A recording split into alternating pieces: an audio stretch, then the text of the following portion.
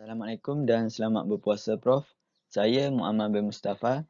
Tajuk tugasan saya ialah perbezaan dalam pembangunan ekonomi terutama selepas tahun 1980-an telah membawa kepada penghijrahan pekerja dari sesetengah negara ASEAN ke negara ASEAN lain.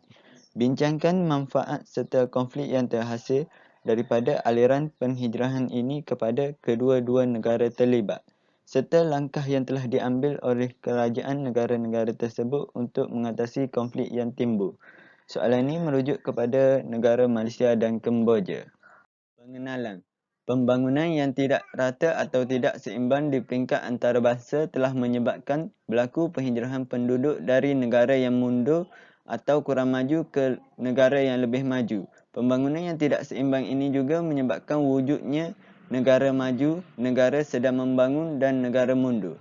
Negara yang mundur atau kurang maju ini mempunyai masalah pengangguran yang serius dalam kalangan rakyatnya. Oleh itu, perlunya penghijrahan ke negara yang lebih maju. Penghijrahan pekerja dari sebuah negara ASEAN ke negara ASEAN sering terjadi termasuklah dalam konteks Malaysia dan Kemboja.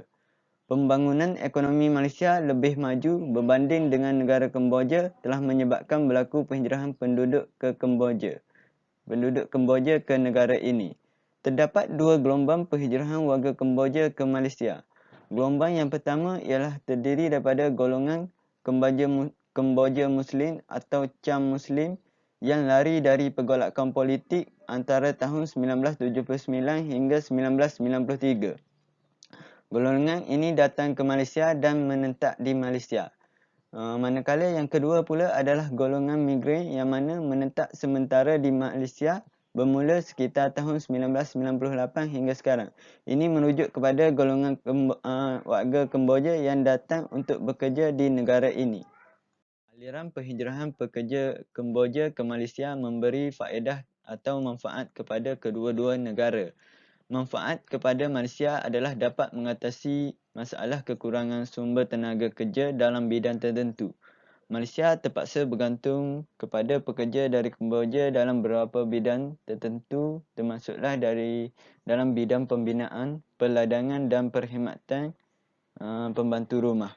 Contohnya, Malaysia bergantung kepada pembantu rumah dari Kemboja untuk memenuhi permintaan yang tinggi. Malaysia juga menggunakan khidmat pekerja Kemboja dalam sektor yang beresiko seperti perladangan dan pembinaan. Kekurangan buruh dalam sektor yang dianggap sebagai 3D iaitu dirty, difficult and dangerous. Pelibatan yang rendah dalam kalangan rakyat tempatan dalam sektor ini. Selain itu, manfaat yang diterima oleh Malaysia adalah dapat meneruskan agenda pembangunan di Malaysia. Kehadiran pekerja asing ini sangat penting dalam pembangunan sesebuah negara. Contohnya, sektor perladangan dapat berkembang dengan pesat ekoran daripada penyertaan buruh dari Kemboja. Selain itu, manfaat yang diterima oleh Malaysia adalah menyediakan tenaga kerja yang kompetitif. Tenaga kerja yang kompetitif ini boleh dilihat dari sudut harga dan faedah-faedah lain. Contohnya, pembantu rumah dari Kemboja dikatakan lebih murah berbanding dengan pembantu rumah dari Indonesia. Pembantu rumah dari Kemboja ini juga lebih berdisiplin dan tidak mendatangkan masalah kepada majikan. Mereka juga diberikan latihan ahli bahasa untuk memudahkan komunikasi dengan majikan. Ini merupakan faedah-faedah yang diterima oleh majikan Malaysia apabila menggaji pembantu rumah daripada Kemboja. Sementara itu, Kemboja juga menerima manfaat daripada aliran penghijrahan pekerja Kemboja ke Malaysia. Antara manfaatnya ialah peluang pekerjaan yang lebih terjamin. Peluang pekerjaan di Kemboja dikatakan sangat terhad. Peluang pekerjaan yang terdapat ataupun yang ada di negara Kemboja tidak dapat menampung bilangan penduduk yang lebih ramai. Lagipun kegiatan perindustrian di Kemboja adalah perlahan. Peluang pekerjaan di Malaysia dikatakan lebih banyak berbanding dengan negara Kemboja. Oleh itu, mereka yang berhijrah akan diberikan pekerjaan. Mereka boleh bekerja dalam berbagai sektor, termasuklah boleh bekerja kilang, ladang dan sebagainya. Selain itu, manfaat yang diterima oleh Kemboja adalah aliran masuk wang ke negara tersebut melalui kiriman wang yang dilakukan oleh pekerja Kemboja yang bekerja di Malaysia. Pekerja Kemboja akan mengirim wang kepada keluarga mereka yang masih menetap di Kemboja. Ini membolehkan keluarga mereka yang tinggal di sana dapat membeli barangan. Ini melibatkan berlaku permintaan dan penawaran dalam pasaran Kemboja. Di samping itu, kadar upah yang diterima oleh pekerja Kemboja di Malaysia jauh lebih tinggi. Perbezaan ekonomi telah menyebabkan kadar upah yang berbeza dalam sektor yang sama antara Malaysia dan Kemboja. Gaji yang dibayar sebagai pekerja asing di Malaysia jauh lebih mahal berbanding dengan di negara Kemboja. Contohnya, pada tahun 2013, kerajaan telah menetapkan bahawa gaji minimum untuk pekerja tempatan termasuklah pekerja asing kecuali pembantu rumah adalah ringgit Malaysia 900. Namun, aliran penghijrahan ini juga telah menimbulkan beberapa konflik. Antara konflik yang terhasil daripada aliran penghijrahan yang melibatkan pekerja Malaysia dan Kemboja adalah penindasan dan eksploitasi oleh majikan yang tidak bertanggungjawab. Penindasan yang berlaku ini disebabkan oleh sesetengah pihak yang berkepentingan dan ingin mengauk keuntungan dengan cepat. Pelbagai bentuk penindasan yang dilakukan oleh golongan ini.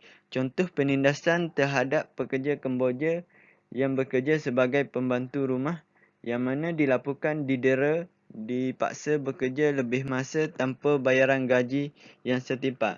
Hal ini telah menyebabkan kerajaan Kemboja membuat larangan rakyatnya untuk tidak bekerja sebagai pembantu rumah pada tahun 2011.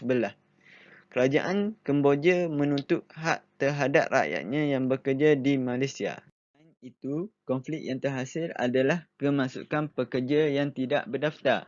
Terdapat dua kumpulan pekerja Kemboja yang tidak berdaftar di Malaysia. Yang pertama adalah mereka yang menyeberang dari Thailand menggunakan visa pelancong dan bekerja di Malaysia.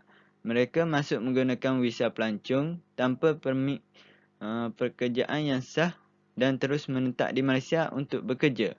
Golongan yang kedua adalah mereka yang menukar atau beralih kerja ke sektor lain yang mana beralih dari sektor yang telah didaftarkan. Pekerja yang tidak didaftar ini lebih terdedah kepada penindasan kerana status mereka yang tidak berdaftar akan menyebabkan majikan akan melaporkan mereka kepada pihak berkuasa. Selain itu, konflik yang terhasil adalah persaingan peluang pekerjaan dengan penduduk tempatan. Penduduk tempatan gusar dengan kehadiran pekerja asing akan menyebabkan peluang pekerjaan yang menjadi terhad. Ini terutama dalam kalangan pekerja yang tidak berdaftar. Majikan lebih gemar mengambil golongan ini kerana mereka boleh membayar gaji yang murah. Kemasukan mereka juga akan mendatangkan pelbagai masalah lain, termasuklah dari segi penempatan. Itu kerajaan telah mengambil langkah-langkah untuk mengatasi konflik yang timbul. Langkah proaktif telah diambil oleh kerajaan Kemboja untuk mengurangkan kes penindasan terhadap rakyatnya melalui larangan untuk bekerja sebagai pembantu rumah di Malaysia pada tahun 2011. Kebanyakan konflik yang timbul diselesaikan melalui rundingan. Pada penghujung tahun 2015, Malaysia dan Kemboja bersetuju untuk menandatangani Memorandum Persefahaman atau MOU untuk membenarkan semula larangan ke atas rakyat Kemboja untuk bekerja sebagai pembantu rumah di Malaysia. Antara kandungan dalam MOU tersebut adalah merangkumi prosedur operasi standard gaji minimum untuk pembantu rumah, keadaan kerja serta kehidupan mereka. MOU ini bertujuan untuk memelihara kebajikan pekerja serta majikan yang terlibat.